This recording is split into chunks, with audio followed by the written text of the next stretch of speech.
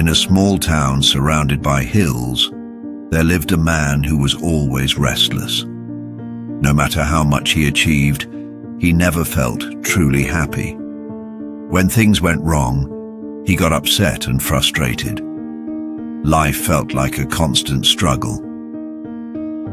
One day, tired of feeling this way, he decided to visit a Buddhist monastery in the mountains. He joined a silent retreat, hoping to find peace. For 7 days he didn't speak. He meditated, walked in the gardens, and listened to the wind in the trees. By the end, he felt calmer, lighter, better. But something was still missing. Before leaving, the teacher of the monastery approached him and said, "You may speak to one of the monks if you have a question." The man hesitated. He had many questions, but only one felt urgent. He approached a monk, an old man with a serene smile, sitting under the shade of a tree. "How do you find peace?" he asked. The monk smiled, as if he had been expecting this question. He looked at the man, his eyes deep and kind, and simply said, "I say yes." The man was confused. "Yes? To what?" "To everything." The monk replied. The answer unsettled him. It was too simple. "But what if something bad happens?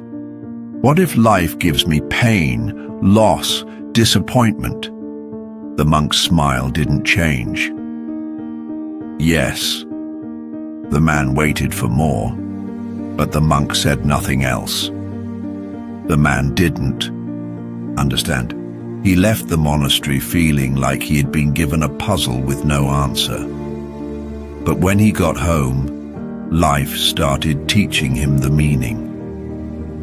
When the subway was delayed, he felt the usual irritation bubbling up.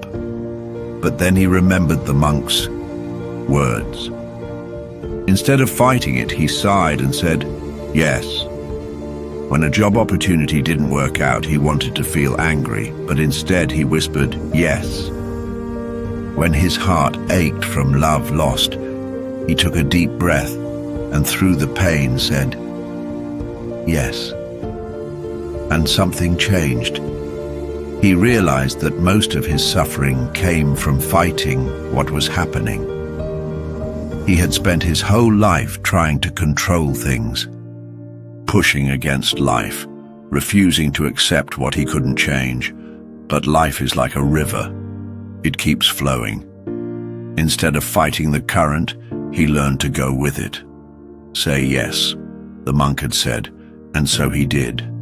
And at last, he found peace.